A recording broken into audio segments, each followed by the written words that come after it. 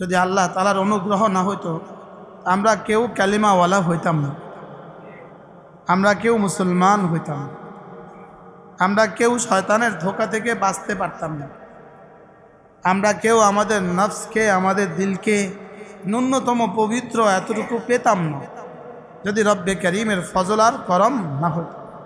ওয়ালাউলা ফদলুল্লাহি আলাইকুম ওয়া রাহমাতুহু লাত্তাবা'তুমুশ শাইতানা কাসীরা, যদি আল্লাহ তাআলার ফজল আর করম না হতো তো তোমরা অধিকাংশ মানুষ শয়তানের অনুসরণ করতে।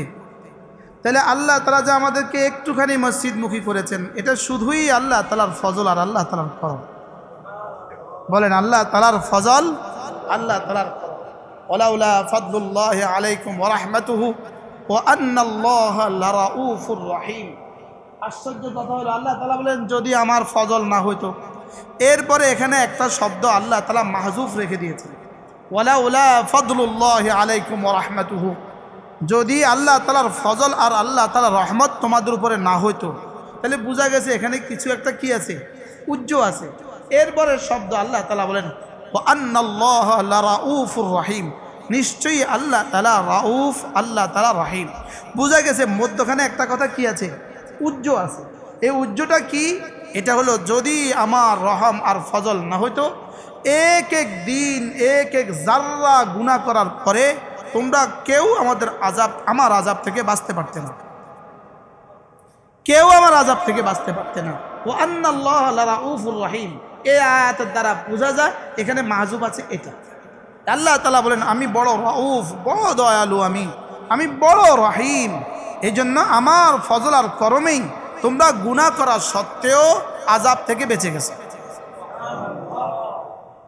বিখ্যাত তাবি হযরত আতা ইবনে আবি রাবা তিনি বলেন, হ্যাঁ তার অনেক হাজারো মাকুলা আছে, তিনি বলেন বান্দা গুনাহ করার পরেও আল্লাহ তাআলা সঙ্গে সঙ্গে তাকে তিনটা নেয়ামত দিয়ে আচ্ছন্ন করে ফেলেন।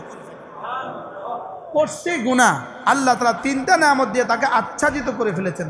গাশা রব্বুহু, আল্লাহ তাআলা তাকে আচ্ছাদিত করে ফেলেছেন তিনটা রহমত দিয়ে। কয়টা রহমত দিয়ে? তিনটা রহমত দিয়ে। এক নাম্বার হলো আল্লাহ তাআলা সঙ্গে সঙ্গে তার রিজিক বন্ধ করেন না। আচ্ছা নাফরমানি করছে তো রিজিকটা যদি বন্ধ করে দিত, ভাত যদি ঢুকতে না দিত, কি হয়, তাকে যদি পানি ঢুকতে না দিত, আল্লাহ তাআলা কত বড় ইহসান। নাফরমানি সত্ত্বেও আল্লাহ তাআলা রাত ভর নাফরমানি করে, লেকিন সকালবেলা যখন নাস্তা খেতে বসে আল্লাহ তাআলা খেতে দেয়। অথচ তোমার জিম্মাদারি এখান পর্যন্ত দেয়া, শুধু হাতে তুলে মুখে তুলে এই পর্যন্ত দেয়া তোমার জিম্মাদারি, আর বাকিটা পুরোটাই আল্লাহ তাআলাই করে। বাকিটা কে করে বলেন? যেটা যে অংশে পৌঁছে যাওয়ার সেটা সে অংশে কে পৌঁছায়? আল্লাহ তাআলাই পৌঁছায়, সেটা সে অংশে আল্লাহ তাআলাই পৌঁছিয়ে দেন। যদি এখান থেকে আর এটা যদি না যাইতো তো অন্য কোনো ছিদ্র পথে ডাক্তাররা অন্য ছিদ্র পথে ঢুকাবার ব্যবস্থা করে কি করে না বলেন? তাহলে ওয়ালাউলা ফদলুল্লাহি আলাইকুম ওয়া রাহমাতুহু, যদি আমার ফজল আর আমার করম তোমাদের উপরে না হইতো একদিন গুনাহ করে তোমরা আর কেউ বাঁচত না। গত বৃহস্পতিবার এখানে কি পরিমাণ পানি ছিল বলেন? আজকে 8 দিনের ব্যবধানে আবার রব শুকিয়ে দিয়েছেন। পানি এলো কোত্থেকে? পানি আসছে আল্লাহ তাআলার এরাদা থেকে, গেছে কোথায়? আবার আল্লাহ তাআলার এরাদায়। কি আবার কোথায়? তো এই জনপদের পানি যখন মেঘনাতে পৌঁছে গেছে তো উচিত ছিল না এখন মেঘনাতে পানি আরো বেশি হওয়া? বুঝেন নাই কথা? এখন কি মেঘনাতেও পানি কম না বেশি? এখানের পানি গেছে কোথায়? তো বুঝায় বঙ্গোপসাগরে গেছে, তো বঙ্গোপসাগরে তো পানি এখন আগের তুলনায় কম, তো কোন সাগরে গেছে?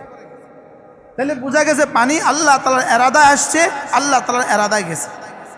বলেন কি হয়েছে বলেন? আল্লাহ তাআলার ইচ্ছা আসছে, আল্লাহ তাআলার ইচ্ছায় কি গেছে। আল্লাহ তাআলার ইচ্ছায় আযাব আসে, আল্লাহ তাআলার ইচ্ছায় আযাব যায়। তো যদি গুনাহ করে বান্দা তখন আল্লাহ তাআলা কয়টা নেয়ামত দেয়? গুনাহ করলে বুঝি নেয়ামত দেয়। গুনাহ করা সত্ত্বেও আল্লাহ তাআলা এই 3 নেয়ামত তুলে নেন না। সুবহানাল্লাহ। এক নম্বর কি বলছি বলেন? আল্লাহ তাআলা তার রিজিক বন্ধ করেন না। 2 নম্বর আল্লাহ তাআলা তাকে সাথে সাথে অসুস্থ করেন না। 3 নম্বর আল্লাহ তাআলা তার গুনার উপরে পর্দা ফেলে দেয়, গুনাহকে আরেকজনকে জানতে দেন না। কি হয়? আচ্ছা কত বড় ইহসান আল্লাহ তাআলা। যদি গুনাহ করার সঙ্গে সঙ্গে জানায়া দিতেন তো কি অবস্থা হইতো? কিন্তু গুনাহ করার সঙ্গে সঙ্গে যে হাতে গুনাহ করছে, তো হাত যদি সঙ্গে সঙ্গে অচল হয়ে যেত তো কি হইতো? চোখ দিয়ে গুনাহ করলে যদি সঙ্গে সঙ্গে অচল হয়ে যেত তো কি হইতো? তো রব সঙ্গে সঙ্গে কি করেন বলেন? তাকে ঢেকে দেন, ঢেকে দেন। তার গুনাহ তাকে কি করেন? তার গুনাহ তাকে।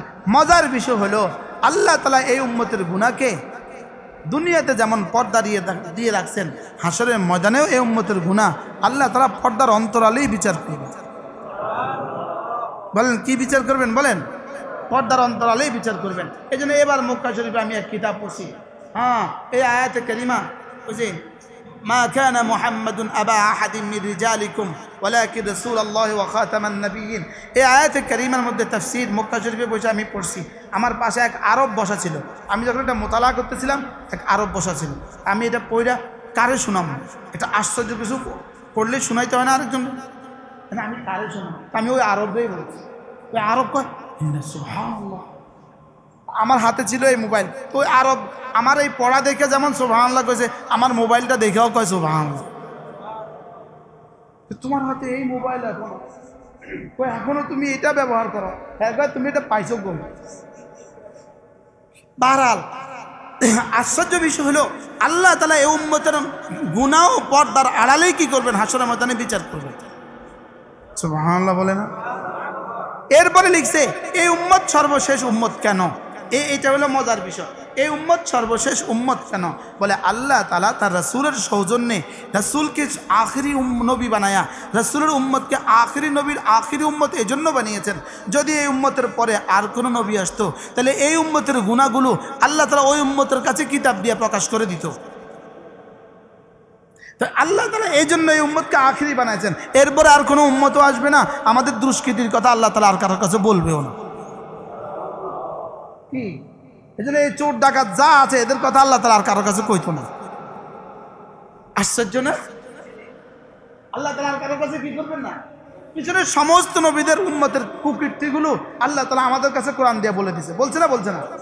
কিন্তু আমাদের কথা কার কাছে কইব? আর আমাদের কথা আর কারোর কাছে বলবেন না। আমাদের কথা আর কারোর কাছে কি করবেন না? কেন বলবেন না বলেন? রাসূলের সৌজন্যে। সুবহানাল্লাহ। রাসূলের সম্মানার্থে আমি গতকালকের আগের দিন পড়ছি, এর আগে আমি এই কিতাবটা পড়ছিলাম 2001 সালে বা 2 সালে হবে। গতকালকে হঠাৎ ভাবলাম যে আবার একটু পড়ি।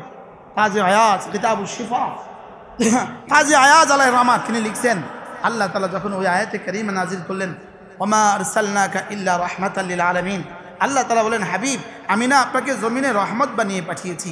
তো জিবরিল আলাইহিস সালাম সঙ্গে সঙ্গে আল্লাহ রাসূল জিবরিলকে জিজ্ঞেস করলেন, জিবরিল আমি বুঝি রহমাতুল আলামিন? হ্যাঁ আপনি রহমাতুল আলামিন। হাল ওয়াজাদতা মিন রহমাতি শাই, আমার রহমত থেকে তুমিও কি কিছু পেয়েছো? সুবহানাল্লাহ বলেন। হাল ওয়াজাদতা মিন রহমাতি শাইআ, আমার রহমত থেকে তুমি কি পাইছো কও তো? কে কারে জিজ্ঞেস করছে? রাসূল জিবরিল আলাইহিস সালামকে জিজ্ঞেস করছে আমার রহমত থেকে তুমি কি কিছু পাইছো? ওয়াজাদতু ইয়া রাসূলুল্লাহ, আমিও পাইছি। তো তুমি কি পাইছো? আপনার উপরে একটা আয়াত নাজিল হয়েছে আমার শানে, আপনার উপরে আমার ব্যাপারে একটা আয়াত কি হয়েছে? নাজিল হয়েছে। ওই আয়াতে কারিমা যেদিন নাজিল হয় সেদিন আমার আখিরাতের ভয় কিছুটা কমে গেছে।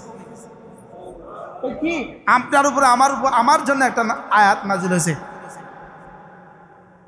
হ্যাঁ মুতাইন সাম্মা আমিন, পুরো আয়াত